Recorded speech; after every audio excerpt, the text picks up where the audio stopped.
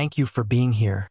Please comment the letter Y, so I know you are ready, and sit back to listen as I tell you the whole story. The cheerful voice of the Wells Fargo representative cut through my Tuesday morning like a serrated knife. I was walking down the busy streets of downtown Seattle, holding a cheap cup of drip coffee, minding my own business. When she said the words home equity line of credit approval, my feet stopped moving. The rushing crowd of commuters blurred around me. I asked her to repeat herself.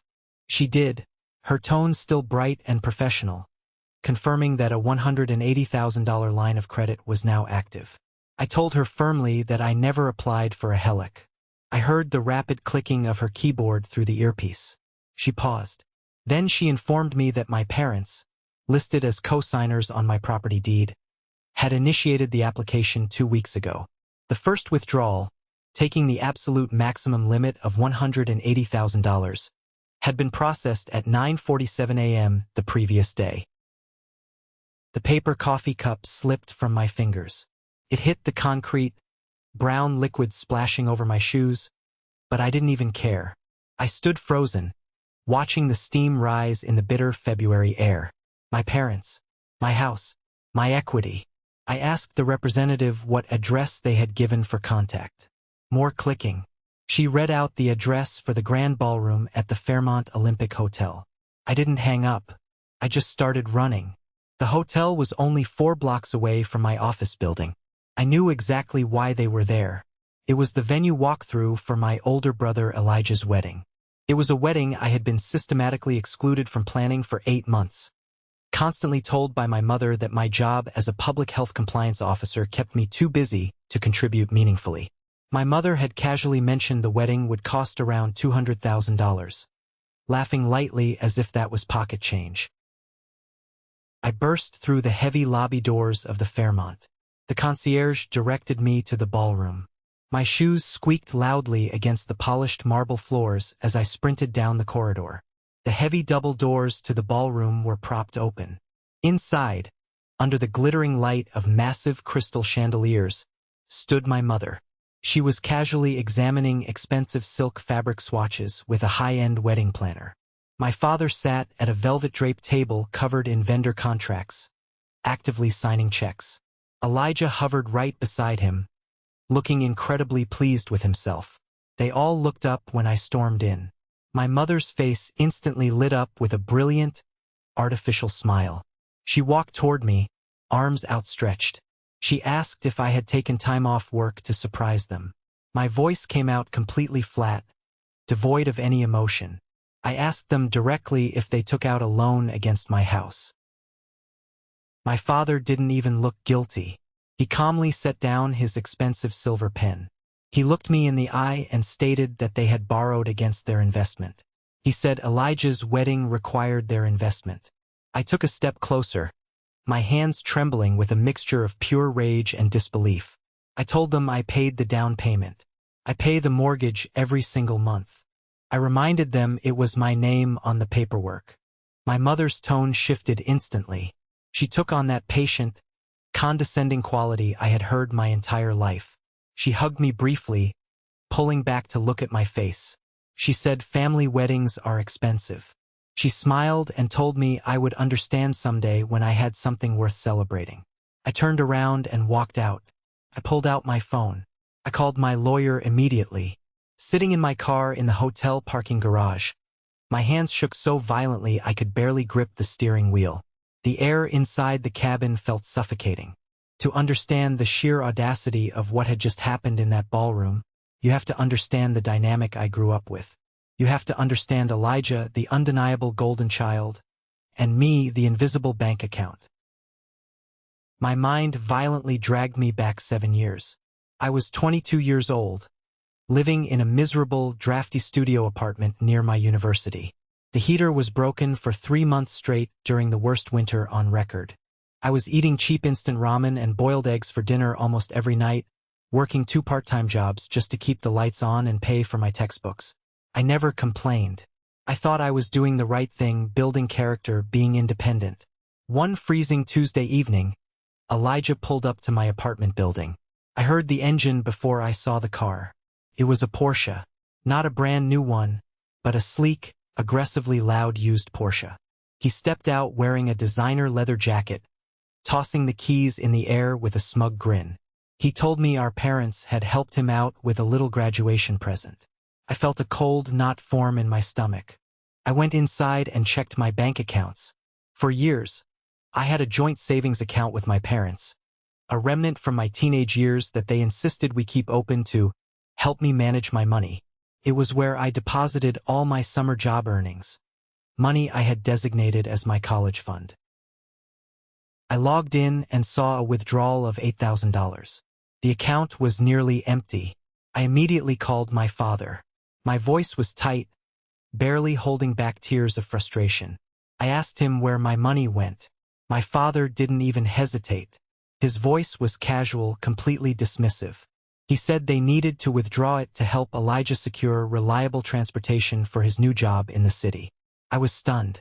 I reminded him that Elijah's new job was 3 blocks from a major transit hub. I reminded him that I was walking 2 miles in the snow to get to my campus job. My mother got on the phone. She used that same patient, explaining to a child tone. She told me I was young and resilient. She said I could take the bus, but Elijah needed to make a good impression at his firm. She said he couldn't show up to client meetings in a rusted sedan. She told me I needed to stop being so selfish and think about the family's image. The worst part wasn't even the theft of my college fund. The worst part was that Elijah quit that prestigious job exactly 3 weeks later because his manager asked him to come in on a Saturday. He kept the Porsche, of course. I spent the rest of my senior year working a 3rd job, entirely giving up sleep, just to graduate without crushing student debt. I never saw a single dime of that $8,000 again. When I brought it up months later, my father looked at me with genuine confusion.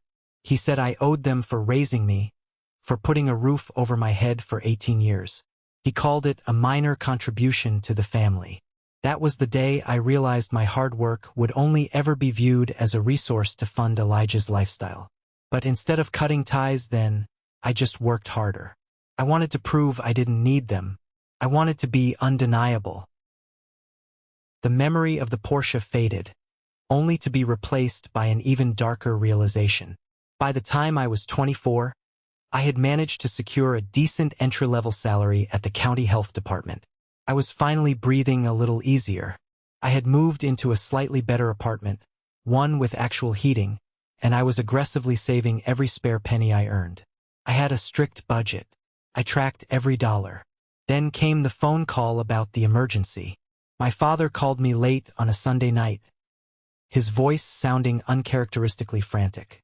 He claimed they were going through a severe rough patch. He said the roof on their house was leaking, they had unexpected medical bills, and they were completely strapped for cash. He begged me to co-sign a high-limit credit card with them. He promised, swearing on his life, that it was strictly for absolute emergencies and that they would pay off the balance in full every single month. I hesitated. I knew their track record, but they were my parents. They had raised me.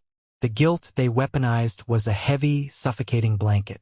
I eventually agreed, believing that surely they wouldn't compromise my financial future when I was just getting started. I went to the bank, signed the paperwork, and handed them the card. For the first 2 months, nothing happened. I checked the balance religiously, and it remained at 0. I relaxed. Then, in the 3rd month, I logged in to check the statement. My heart completely stopped. The balance was $12,200. They had maxed it out. I frantically pulled up the itemized statement. It wasn't a roof repair.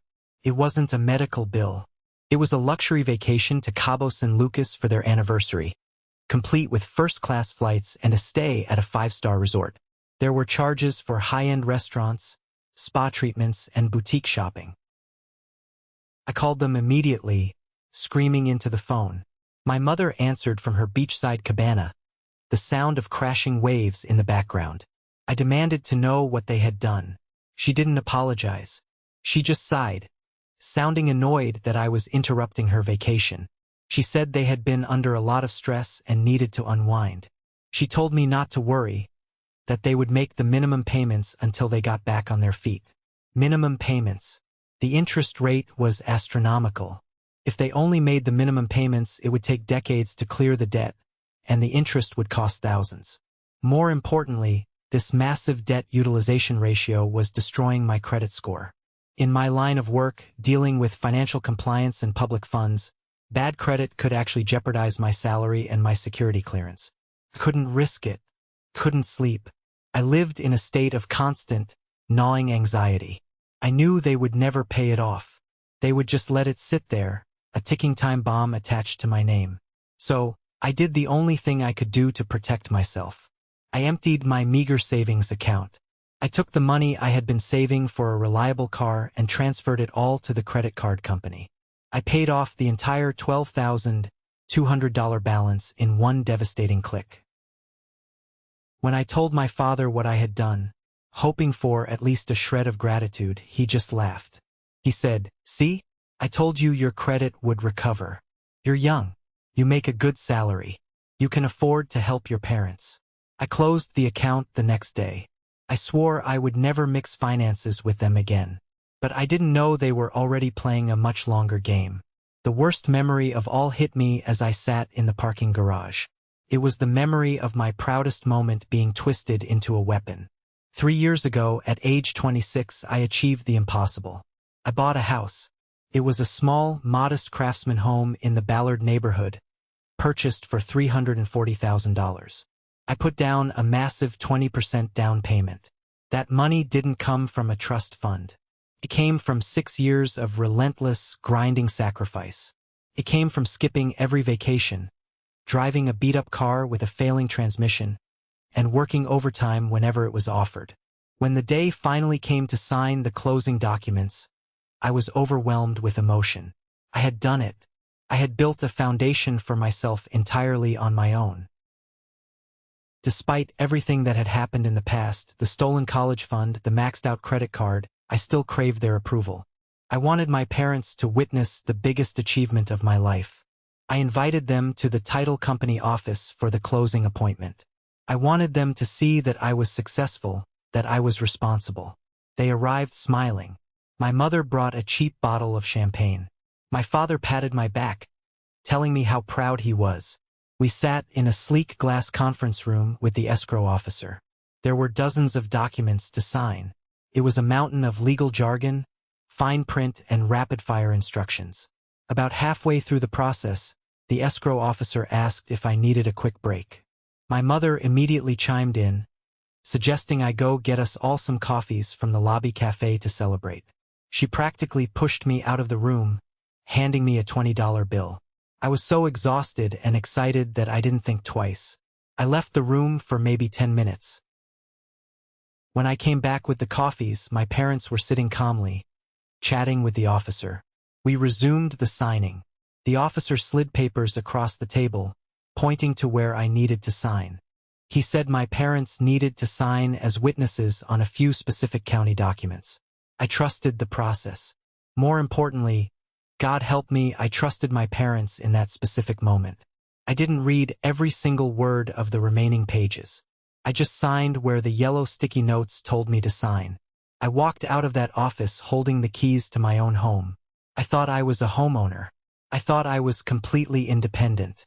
I didn't realize until today, sitting in my car with my life falling apart, what had actually happened during those 10 minutes I was getting coffee. They hadn't signed as witnesses. They had instructed the escrow officer to amend the deed. They used my temporary absence to manipulate the paperwork, ensuring their names were added as legal co-owners of the property. They had smiled at me, drank the coffee I brought them, and watched me pour my entire life savings into an asset they now legally controlled. They didn't contribute a single dollar to the down payment. They never paid a cent toward the monthly mortgage, the property taxes, or the maintenance. But on paper, the county recognized them as having equal rights to my home. They had laid a trap, and they had waited 3 agonizingly long years for the equity to build up. They watched me pay down the principal month after month, just waiting for the perfect moment to strike. And Elijah's wedding was the perfect moment. I snapped out of the memory. The digital clock on my car dashboard read 10:51 a.m. I gripped my phone and dialed the number for Rebecca Morrison, the real estate attorney who had supposedly protected my interests during the house closing 3 years ago. The phone rang 3 times before she picked up. I didn't bother with pleasantries. I told her exactly what happened. I told her Wells Fargo had just approved a $180,000 Heloc against my property, initiated and withdrawn by my parents. There was a long, heavy silence on the other end of the line. When Rebecca finally spoke, her voice was sharp, defensive, and utterly devoid of empathy. She asked me if I had reviewed the final documents before I left the office that day. I felt sick. I told her I trusted them. I told her they said they were just signing as witnesses while I was out of the room getting coffee. Rebecca sighed loudly. The rustling of paper echoed through the phone. She coldly explained that during the title appointment, my parents had requested to be added as co-owners to the deed. She said they presented it as a standard family arrangement. I practically screamed into the phone. I asked her why she didn't stop them. I asked her why she, as my lawyer, didn't pull me aside and explicitly warn me that my parents were hijacking my property. Her response made my blood run cold. She said, "Mason, you're Asian. In my experience, families from your background often pool resources and share property. Your parents told the escrow officer it was a joint family investment. Since you were paying my lawyer fees, I assumed you were aware of the family dynamics. You signed the final pages. Legally, you consented." Couldn't breathe. She had assumed. She had relied on a lazy, racist stereotype instead of doing her job and protecting her actual client. Because of her negligence, my parents were legally co-owners. Rebecca's voice turned strictly business. She explained that with co-ownership, any party on the deed can legally apply for a Heloc. She said the bank doesn't need all owners to consent if the applying owners meet the credit requirements. She told me I could try to challenge this in court, but it would be a massive, expensive, and incredibly slow civil litigation process. I asked her the only question that mattered right now. I asked what would happen if I couldn't make the new monthly payment. My existing mortgage was already tight. The new Heloc added over $1,200 a month to my debt. She didn't sugarcoat it. She said if the payments weren't made, the bank would foreclose. Or worse, my parents could legally petition the court to force a sale of the property to liquidate the asset, and they would be legally entitled to a portion of the proceeds. She hung up shortly after, offering a hollow apology. I sat in my car, staring blankly at the concrete wall of the parking garage. My parents had stolen my equity. My lawyer had let them do it. The bank had approved it. I was completely alone, staring down a barrel of financial ruin. Also, Elijah could have an extravagant party. The urge to break down and cry was overwhelming, but I forced it back. Crying wouldn't save my house. I needed a plan. I needed a weapon. I didn't go back to work. I drove straight home, locked the front door, and marched into my home office. I sat down at my desk, the blue light of my monitor illuminating the dark room. If I was going to fight a legal battle against my own blood, I needed ammunition. I didn't need emotions. I needed cold, hard data. I opened a blank Excel spreadsheet. I titled it Financial Exploitation. Then I started digging. I logged into every bank account I had ever owned. I pulled up 15 years of statements. I combed through thousands of old emails, Venmo transaction histories, and archived text messages. I was going to document every single dollar they had ever extracted from me. The numbers started adding up with horrifying speed. There was the $8,000 for Elijah's Porsche, the $12,000 for the credit card they maxed out in Cabo. But it went deeper. It was 1,000 tiny cuts. I found a transfer for $15,000 from 4 years ago. My father had called me weeping, saying they needed the money for an emergency funeral for a distant relative overseas. I sent the money immediately. 2 weeks later, I saw photos on Facebook of my parents and Elijah on a luxury cruise in the Caribbean. When I confronted them, my father casually claimed the relative had left a small inheritance, and they used it to grieve properly. They never paid me back. I found the property tax bill I paid for them last year, $4,800, because my father claimed his check got lost in the mail and they were facing penalties. I found the deposits for Elijah's last 3 apartments, $6,000 total, because he kept getting evicted for non-payment and my mother cried, begging me to help my brother. I documented every $200 grocery run, every $500 utility bill, every car repair I funded. I typed out the dates, the amounts, and the manipulative excuses they used in the adjacent column. Family obligation. You owe us. Elijah is struggling. My fingers flew across the keyboard. The anger I felt in the hotel was gone, replaced by a hyper-focused, chilling clarity. I was a compliance officer. I looked at spreadsheets for a living, hunting for anomalies, fraud, and misallocation of funds. For the first time, I applied my professional skills to my own life. I adjusted the amounts for inflation and opportunity cost. If I had invested that money instead of handing it over to them, what would it be worth today? The final number at the bottom of the spreadsheet made my chest tighten. $147,000 in direct financial exploitation. Adjusted for interest, it was closer to $178,000. They hadn't just stolen the equity in my house. They had been systematically draining my life force, my security, and my future for my entire adult life. They treated me like an ATM, while treating Elijah like a king. The spreadsheet wasn't just a list of numbers. It was a psychological profile of parasitic abuse. I printed the document. It was 12 pages long. I stacked the pages neatly on my desk, alongside the printed bank statements and screenshots of their text messages. I had the evidence, but I was just a county employee. I didn't know how to navigate the criminal justice system. I needed someone with actual power. I picked up my phone and dialed a number I hadn't called in 8 months. It was pouring rain by the time I pulled out of my driveway at 6:30 p.m. The Seattle sky was a bruised, heavy gray. I was driving toward Georgetown, a neighborhood in the southern part of the city. I was going to see Suda Park. 8 months ago, I was doing routine permit inspections for restaurant health code compliance. I walked into Suda's small, family-owned Thai restaurant. She was facing severe ventilation violations. The commercial exhaust system was ancient and failing. The violations were legitimate, and the county was ready to force her to close her doors immediately. Suda was devastated. She told me she couldn't afford the massive repair bill, and closing the restaurant would bankrupt her family. Most compliance officers would just write the ticket and walk away. But I saw how hard she worked. I saw the desperation in her eyes. Instead of shutting her down, I spent 3 weeks off the clock helping her navigate the county's convoluted Small Business Compliance Assistance Program. I helped her fill out mountains of paperwork, found her an obscure municipal grant for structural upgrades, and legally extended her correction deadline by 4 months while the repairs were completed. I saved her business. What I didn't know at the time, until she invited me to dinner to say thank you, was that her husband was James Park. King County Superior Court Judge James Park.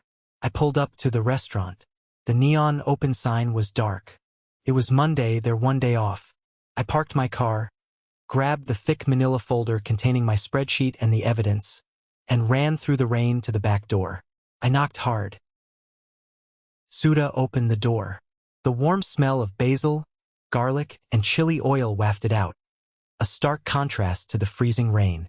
She looked surprised to see me, standing there soaking wet, clutching a folder like my life depended on it. I didn't waste time. I didn't cry. I spoke in a low, measured voice. I told her I was in trouble. I told her my parents had committed fraud, stolen my house equity, and I was going to lose everything. Suda didn't ask a single question. She didn't offer empty platitudes. She took one look at my face, grabbed my arm, and pulled me out of the cold alley and into the warm kitchen. She locked the heavy metal door behind me. She walked me out to the main dining room. The chairs were stacked on the tables. Only one light was on over a corner booth.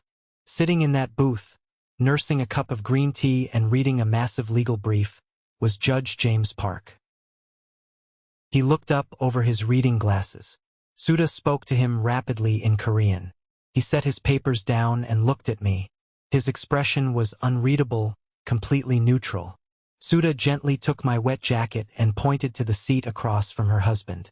"Sit down, Mason," Judge Park said, his voice deep and resonant. "My wife tells me you need help.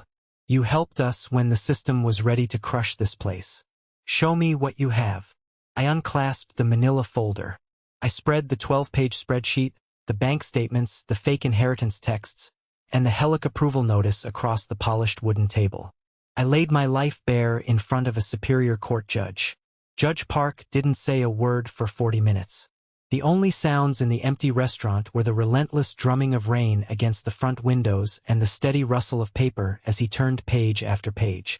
Suda brought over a pot of hot tea, pouring me a cup in silence. I sat rigidly in the booth, watching his eyes scan the documentation of my family's betrayal. I watched his jaw tighten when he read the text messages about the fake emergency funeral. I saw him trace his finger over the $180,000 withdrawal from Wells Fargo. When he finally reached the end of the spreadsheet, he carefully stacked the papers back together. He took off his reading glasses and looked me dead in the eye. "Mason," he began, his voice carrying the full weight of his authority. "What you have documented here is not family drama. It is a textbook, systematic pattern of financial exploitation, emotional manipulation, and coercive control." He tapped his index finger sharply against the Heloc document. "This, however, elevates the situation entirely. The Heloc itself, because your parents are legally on the deed, is technically a legal financial instrument. However, the method by which they obtained it is not." He leaned forward, his eyes narrowing. "You stated you did not apply for this loan. Did you sign the application documents? Did you authorize a credit pull? Did you appear before a notary?" I shook my head vigorously. "No, nothing. I found out when the bank called to congratulate me." Judge Park nodded slowly. "Then your parents forged your signature on a federal lending document. That is a felony. That is fraud under the revised Code of Washington, Section 9A.60.020. They have crossed the line from being terrible parents to being criminals." A cold shiver ran down my spine. The word criminals hung in the air. He pulled out a heavy legal notepad and a pen. "I cannot represent you. I cannot get involved directly due to my position on the bench. It is a conflict of interest. But I am going to tell you exactly how to dismantle them. You are going to wage a multi-front war, and you are going to be ruthless." He started writing rapidly. "First, you must establish a criminal record of the event. Tomorrow morning, you will go to the police precinct and file an identity theft and forgery report. Second, you will file a dispute with the Consumer Financial Protection Bureau regarding the bank's failure to verify your identity. Third, you will hire a forensic accountant to formalize the spreadsheet. Finally, you will retain a civil litigator to file for a quiet title action to rip their names off your deed, along with a lawsuit for full restitution." He ripped the page off the notepad and slid it across the table to me. "They are going to scream. They are going to tell everyone you are destroying the family over money. They will try to guilt you into dropping it." I looked at the piece of paper. It was a roadmap to destruction. "They already destroyed my future to pay for Elijah's party," I said, my voice barely above a whisper. "I don't care what happens to them anymore." Judge Park leaned back, a grim look of approval on his face. "Good, because if you follow these steps, Mason, they are looking at severe legal consequences. Prepare yourself for the fallout." I folded the paper and put it in my pocket. The war had officially started. Before I could go to the police, I needed to try and stop the bleeding. At 9 a.m. sharp the next morning, I walked into the main branch of Wells Fargo in downtown Seattle. I didn't go to a teller. I demanded to speak to the branch manager. I was ushered into a glass-walled office. Sitting behind a massive mahogany desk was Derek, a man in his late 40s wearing a suit that cost more than my first car. He looked at me with mild annoyance, like I was a bug that had flown into his pristine environment. I laid the Heloc approval notice on his desk. I kept my voice perfectly level. I told him my identity had been compromised. I told him my parents had forged my signature on the application and I needed the account frozen immediately, and any remaining funds blocked from transfer. Derek barely glanced at the paper. He leaned back in his leather chair, steepling his fingers. He gave me a patronizing smile. "Mr. Chin, I see here that Arthur and Eleanor Chin are co-owners of the property. Under bank policy, any co-owner can initiate a line of credit against the equity. We verified their identities." "You didn't verify mine," I snapped, leaning over the desk. "My signature is forged on the application. I did not consent to this debt." Derek sighed, looking at his watch. "Sir, we see this all the time. Families get into disputes. We deal with messy divorce proceedings where spouses try to freeze accounts out of spite. We deal with siblings fighting over properties. Bank policy dictates that unless you have a formal court order or an active police report detailing felony fraud, we cannot restrict access to a legally established joint account. Your parents are authorized users." He was stonewalling me. He didn't care that a crime had been committed. He only cared about the bank's liability guidelines. Just then, my phone buzzed in my pocket. I pulled it out. It was a text message from Elijah. It was a photo of him standing in front of a mirror in a high-end tailor shop, wearing a custom-fitted tuxedo. The text read, "Suit fits perfect. Mom just paid the final deposit for the catering. This wedding is going to be epic. You better not wear your cheap work suit to my big day." I stared at the screen. My blood pressure spiked so hard my vision blurred at the edges.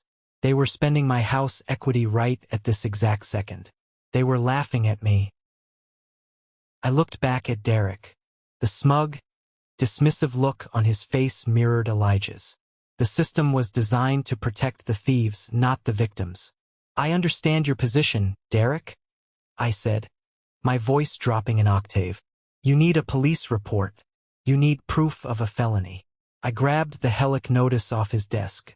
"I'll be back," I said, turning toward the door. "Have a nice day, sir," Derek said, already turning his attention back to his computer monitor. I walked out of the bank, the cold Seattle air hitting my face. I didn't feel helpless anymore. I felt dangerous. They thought they had backed me into a corner. They thought because I was quiet and responsible I would just take the hit, complain a little, and eventually pay the bill to keep the peace. They had no idea who they were dealing with. I pulled out my keys, got in my car, and drove straight to the North Precinct of the Seattle Police Department.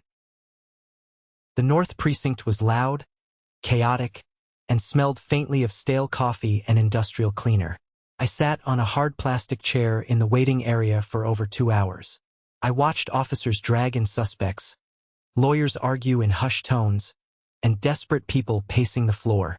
I heard a detective 2 desks over aggressively handling a messy custody dispute over the phone, threatening to send uniforms if the father didn't return the child.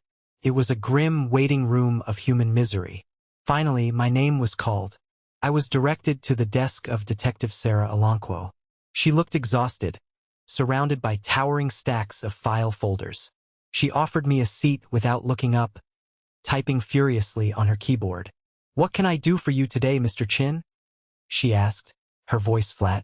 I placed my manila folder on her desk. I didn't start with the emotional backstory. I started with the facts. "I am here to report felony identity theft and forgery under RCW 9A.60.020. My parents forged my signature on federal lending documents to extract $180,000 in equity from my home." That got her attention. She stopped typing. She looked at me, then looked at the thick folder. She opened it and started reading the summary sheet I had prepared. As she read, I walked her through the timeline. I explained the co-ownership trap.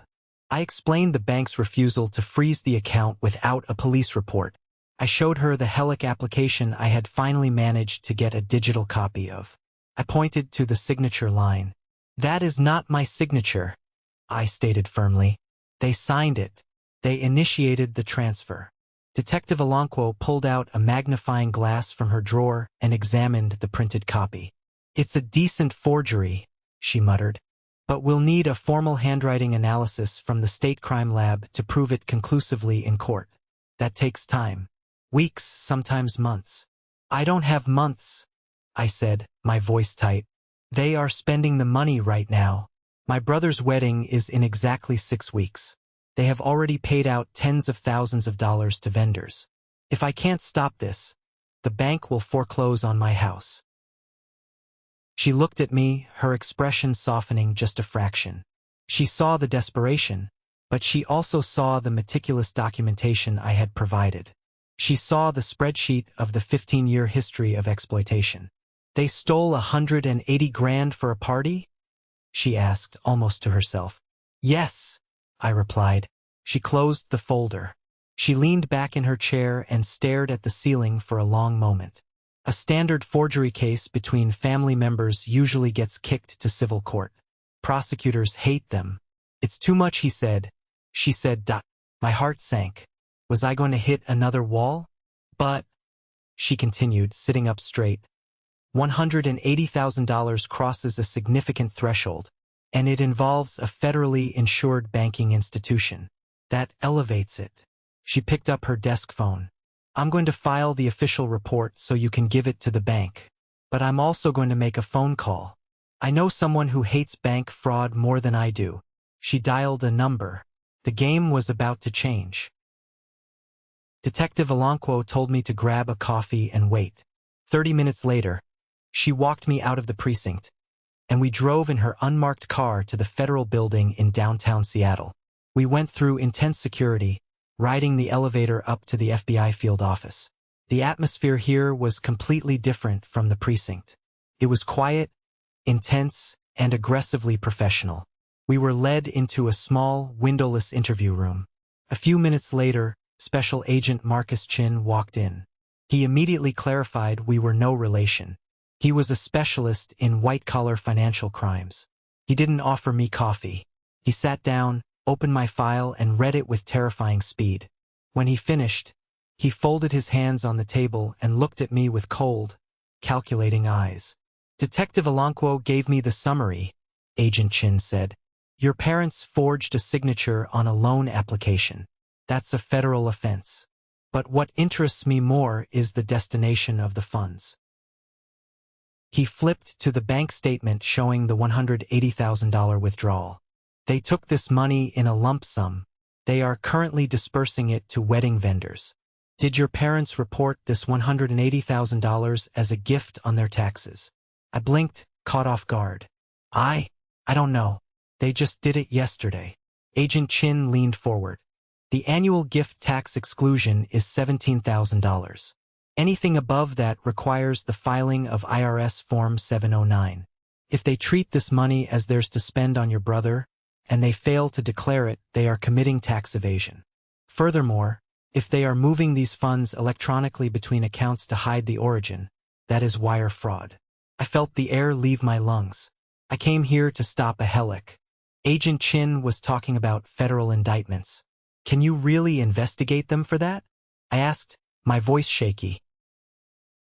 "Mr. Chin," the agent said smoothly, "we work on joint task forces with the IRS Criminal Investigation Division every day. If your parents can suddenly afford a $200,000 wedding, and they resorted to forging documents to fund it, my professional instinct tells me they have other financial skeletons in their closet." He looked at my spreadsheet, running his finger down the list of extracted funds over the years. "This shows a pattern. A long-term pattern of off-the-books transactions. I am going to initiate a formal inquiry. I will refer the forgery to the Secret Service, as they handle fraud against financial institutions. I will hand the tax implications to the IRS." He stood up, towering over the table. "I need you to understand something. Once I press this button, you cannot unpress it. You cannot change your mind in 2 weeks because your mother cries and begs for forgiveness. This will likely end in federal charges, massive fines, and potentially prison time for your parents." I thought about the years of eating ramen. I thought about the crushing anxiety of the credit card debt. I thought about the smug look on Elijah's face in his custom tuxedo, paid for with the walls of my home. I looked up at Agent Chin. I didn't feel fear. I felt the absolute certainty of a man who had nothing left to lose. What they didn't know, what no one in my family knew yet, was that I had recently received a massive promotion at work. I was no longer just an inspector. I was now a senior compliance auditor. I knew exactly how to track fraud. Press the button, I told him. The fallout didn't happen slowly. It hit my family like a freight train running at full speed. It was March 28th, exactly 2 weeks before Elijah's $200,000 wedding was supposed to take place. The caterers were booked, the custom floral arrangements were ordered, and the Fairmont Olympic Hotel ballroom was locked in. My parents thought they had gotten away with it. They thought the bank manager had shut me down, and they assumed I had simply crawled back into my hole to accept my fate and pay their massive debt. They were dead wrong. At 6 a.m. sharp, while the upscale suburban neighborhood was completely silent, a fleet of dark, unmarked SUVs rolled onto my parents' pristine driveway. Neighbors later told me it looked like a scene straight out of an action movie. Over a dozen federal agents wearing windbreakers with bold yellow letters, FBI on some, IRSCI on others, swarmed the front porch. They didn't knock politely. They pounded on the heavy oak door with absolute authority. My father opened the door in his silk pajamas, expecting the morning paper. Instead, he was greeted by federal warrants shoved directly into his chest. Agent Marcus Chin led the raid. He and his team systematically dismantled my parents' illusion of wealth and security. They spent 4 hours tearing the house apart. They seized my father's desktop computer, his hidden external hard drives, and boxes of physical financial ledgers he kept locked in a basement safe. They confiscated my mother's phone and her tablet. Every single device that had a connection to their bank accounts or my forged Heloc application was bagged and tagged as federal evidence. The absolute best part happened around 8 a.m. Elijah, who still lived at home rent-free at 32 years old, stumbled out of the front door in his expensive designer bathrobe. He started screaming at the agents, demanding to know what they were doing, acting like the untouchable golden child he had always been. Agent Chin didn't even flinch. He just signaled a heavy-duty tow truck that was idling at the end of the street. The truck backed up into the driveway, right up to Elijah's beloved, aggressively loud Porsche.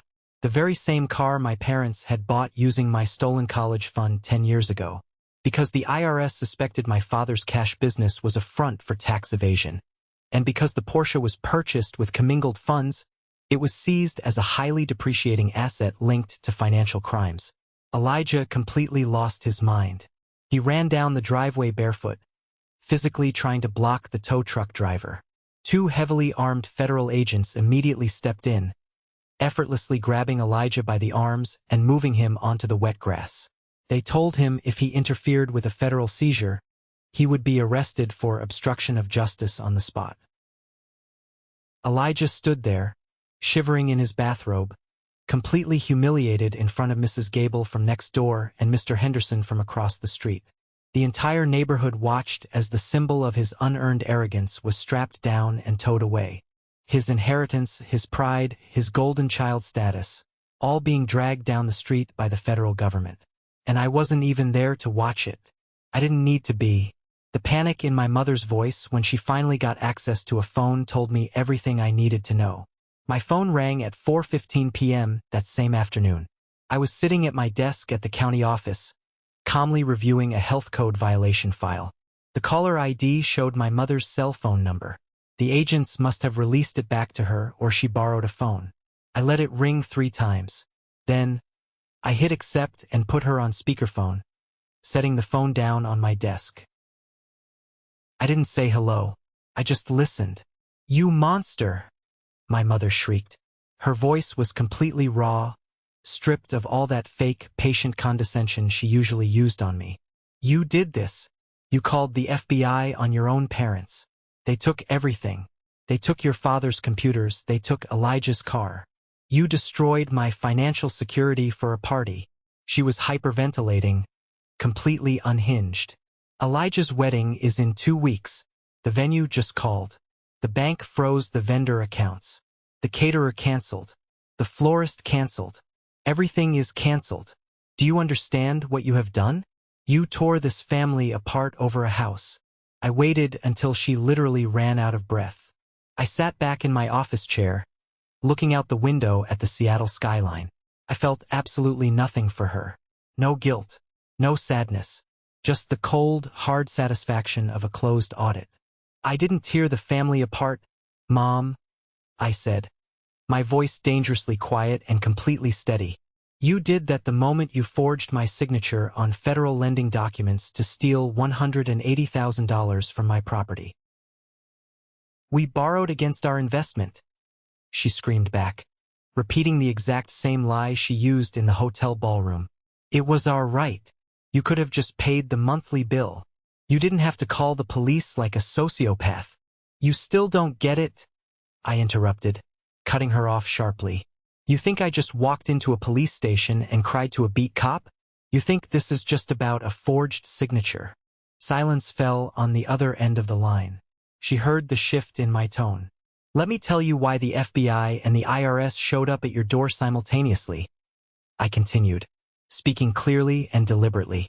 You and Dad have treated me like an idiot my entire life. You thought I was just a boring, low-level county inspector pushing paper. What you didn't bother to ask me about recently, because you were too busy planning Elijah's party, is my career. I leaned closer to the phone. I got a promotion 3 months ago, Mom. I am now a senior compliance auditor for King County. My entire job, my specific professional expertise, is tracking down financial fraud, investigating the misallocation of public funds, and building airtight, undeniable paper trails for prosecution. I heard a sharp intake of breath on the other end of the line. When I found out what you did, I said, my voice dropping to a harsh whisper, I didn't just file a police report. I audited my own family. I spent hours building a forensic financial dossier. I mapped out the stolen college fund, the credit card fraud from Cabo, the fake funeral money, and the unreported cash drops from Dad's business. I organized 15 years of your financial exploitation into a format so legally perfect that the IRS Criminal Investigation Division couldn't ignore it if they tried. My mother didn't say a single word. The silence was absolute. I used my salary, my skills, and my brain to end you, I stated flatly. I handed the federal government the exact map they needed to destroy your entire life. You underestimated me, and now you are going to pay for it. Don't ever call this number again. I pressed the end call button. I picked up my pen and went back to my paperwork. I had never felt more powerful in my entire life. The shockwaves from the federal raid destroyed Elijah's life before the sun even went down. My father tried calling me an hour after I hung up on my mother. He didn't yell. His voice was incredibly small, shaking with a pathetic kind of terror I had never heard from him before. He tried to bargain. He said family doesn't send family to prison. He promised they would pay me back every single dime, that they would sign whatever I wanted, if I just called Agent Chin and told him it was all a big misunderstanding. I laughed a cold, humorless laugh. I told him he committed federal bank fraud and tax evasion. I told him I couldn't call off the federal government even if I wanted to, which I absolutely did not. I told him he should save his breath for his defense attorney, and I hung up. But the real collapse happened that evening. It involved Chloe, Elijah's fiancée. Chloe came from a very wealthy, highly respectable family in Bellevue. Her parents were doctors. She was polished, kind, and completely oblivious to the toxic, parasitic reality of my family. She thought my parents were successful business owners and that Elijah was a rising star in corporate consulting. She had no idea his entire life was subsidized by my stolen equity, until the caterer called her. Since the Heloc funds were frozen by Wells Fargo, the massive electronic transfers my mother had made to the wedding vendors were suddenly halted and flagged for federal fraud review. The high-end caterer panicked and called the secondary contact on the contract, Chloe. They demanded their $40,000 final payment, stating that Eleanor Chin's accounts were frozen due to a federal criminal investigation. Chloe drove straight to my parents' house. From what I heard later from the Secret Service agent who was interviewing neighbors, it was a spectacular confrontation. Chloe walked into the house, which was still in shambles from the FBI raid, and demanded the truth. Elijah, cornered and terrified, tried to lie. He tried to say it was a banking error, a misunderstanding with my house. But my mother, completely broken and panicking, blurted out the truth. She admitted they used my house to get the money for the wedding, but she framed it as me being selfish and trying to ruin their special day by calling the cops. Chloe wasn't stupid. She put the pieces together. She realized her dream wedding was being funded by a felony crime committed against her future brother-in-law. She realized Elijah was a 32-year-old man who allowed his parents to steal $180,000 from his younger brother just so he could have an ice sculpture and a custom tuxedo. She looked at Elijah with pure, unadulterated disgust. She didn't yell. She just calmly took off the 3-carat diamond engagement ring. A ring I later found out my parents had bought using the Heloc money, and threw it directly at his chest. The ring bounced off his shirt and rolled under the living room sofa. She told him the wedding was entirely off. She told him she never wanted to see him or his criminal family ever again. She walked out the door and drove away. Elijah called me at midnight. He was blackout drunk, sobbing and screaming into the phone.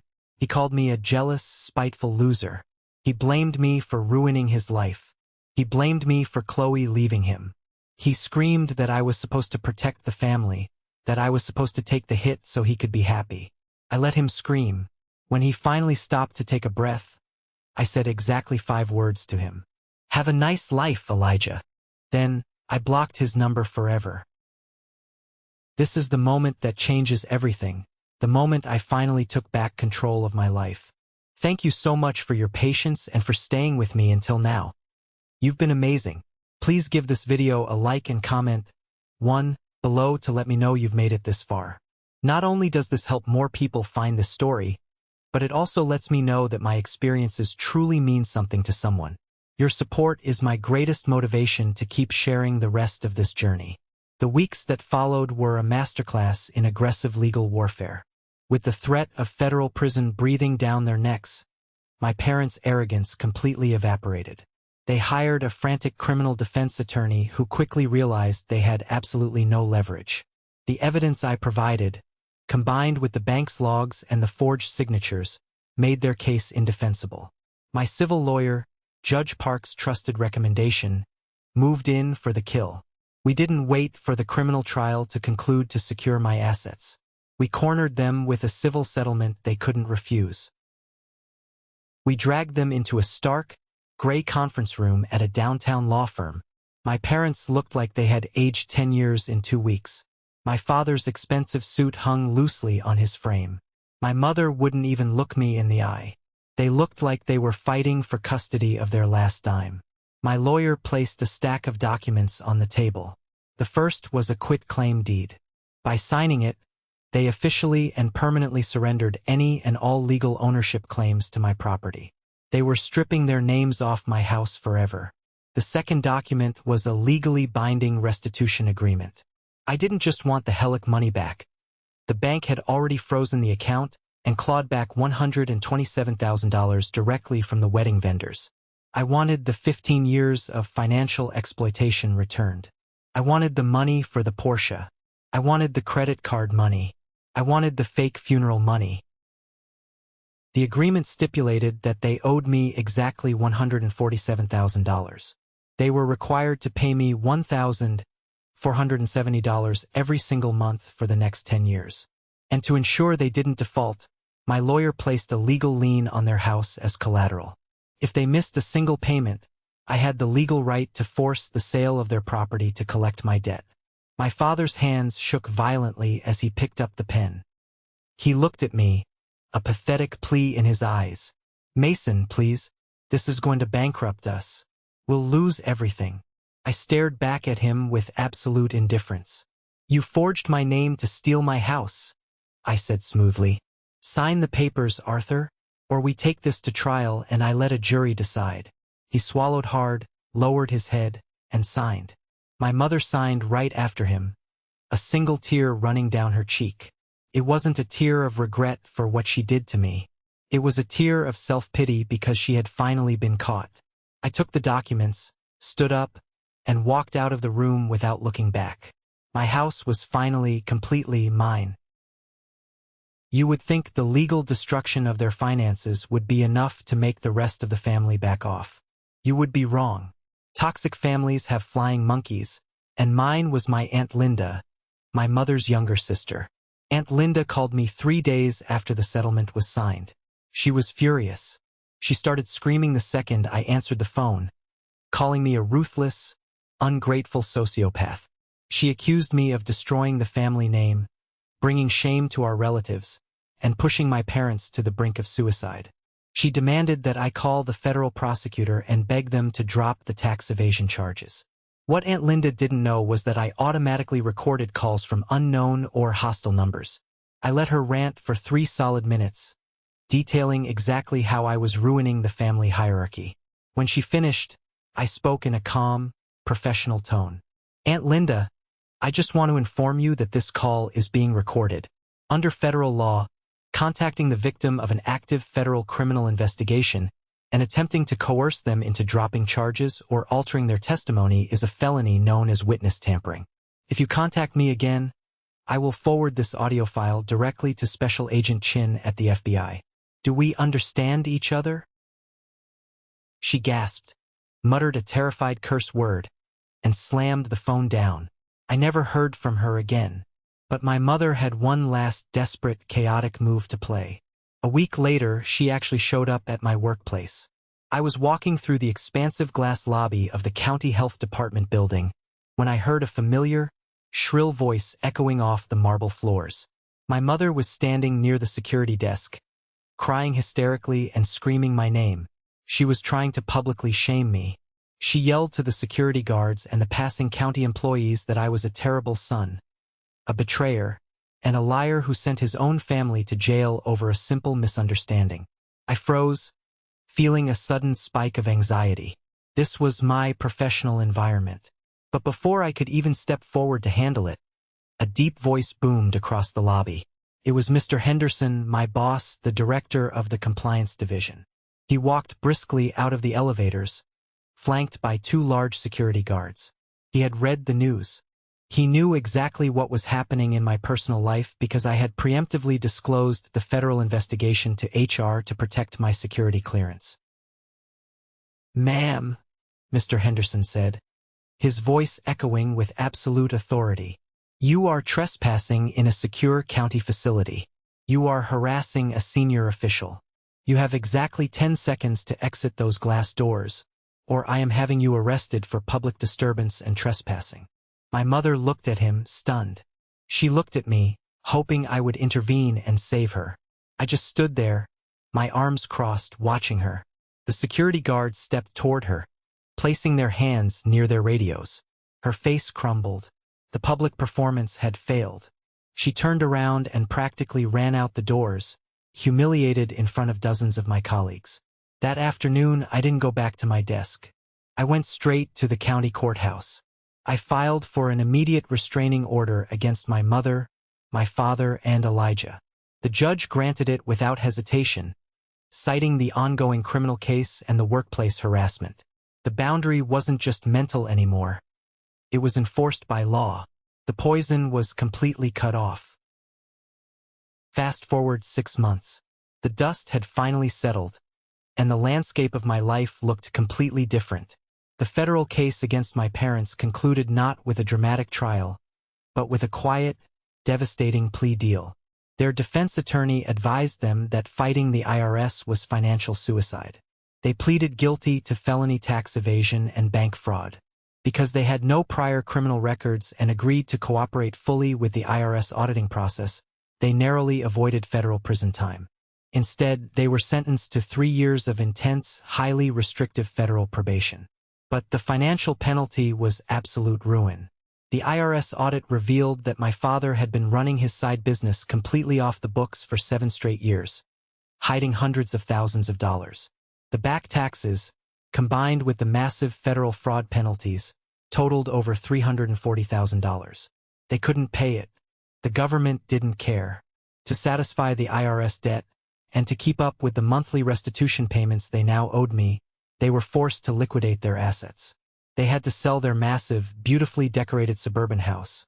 The house I grew up in, the house they used as a status symbol to look down on me.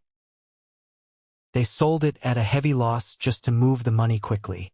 They packed up their expensive furniture and moved into a cramped, run-down, two-bedroom rental apartment in a highly undesirable neighborhood in Renton. And then there was Elijah. The golden child had lost his shine. After Chloe left him and canceled the wedding, his life unraveled. His high-end consulting firm found out about the federal raid. News travels fast in corporate circles, and they quietly let him go, citing restructuring. Without his parents' stolen money to fund his lifestyle, he couldn't afford his luxury downtown apartment. At 32 years old, Elijah packed his designer clothes into garbage bags and moved into the tiny second bedroom of our parents' new, miserable apartment. Through the grapevine of distant relatives, I heard the daily reality of their lives. The three of them were trapped in that small space, completely broke, blaming each other for their downfall. Elijah blamed our parents for getting caught. Our parents blamed Elijah for demanding such an expensive wedding. They lived in a constant state of screaming matches and bitter resentment. The perfect family image they had spent decades cultivating was entirely reduced to ash. I didn't feel sorry for them. I didn't feel a desire to gloat, either. I just felt a profound, overwhelming sense of relief. They were exactly where they deserved to be, dealing with the consequences of their own extraordinary greed. Just when I thought I understood the entire scope of their betrayal, the universe threw one last, terrifying piece of the puzzle into my lap. It happened on a rainy Tuesday afternoon. I was grabbing a coffee at a small cafe near the courthouse when I bumped into my Uncle Robert, my father's estranged younger brother. Uncle Robert was the black sheep of my father's side of the family. He was a quiet, blue-collar mechanic who never bought into my parents' flashy lifestyle. He always treated me well, but he kept his distance from the family drama. He saw me, walked over, and asked if he could sit down. He looked tired, his hands stained with engine grease. He stirred his coffee slowly, avoiding my gaze for a long time. "Mason," he finally said, his voice low and raspy. "I heard what happened. The raid, the house, the wedding. I heard you took them down." I nodded slowly, unsure of where this was going. "I did what I had to do to protect my property, Uncle Robert." He looked up at me, his eyes filled with a grim, dark realization. "You don't know the half of it, kid. You think that $180,000 was just for Elijah's ice sculptures and champagne." I frowned. "That's what they said. That's where the vendor payments were going." Uncle Robert shook his head, leaning over the small table. "Your dad's cash business. It wasn't just failing. It was completely bankrupt. He got involved with some very bad, very dangerous people about 2 years ago to keep it afloat. Unlicensed lenders. Loan sharks." A cold chill ran down my spine, freezing the blood in my veins. "He owed them over $80,000 in pure high-interest debt," Robert continued, his voice barely a whisper. "They were threatening to break his legs. They were threatening to come to his house. Your father was terrified. The wedding was just a convenient, flashy cover story." I stared at him, my mind racing, snapping the puzzle pieces together. They were going to use half that Heloc money to pay for the wedding to keep up appearances for Chloe's wealthy family, Robert explained. And they were going to quietly funnel the other half to pay off the mob. They knew you couldn't afford the monthly payments on that Heloc. They knew the bank would eventually foreclose on your house.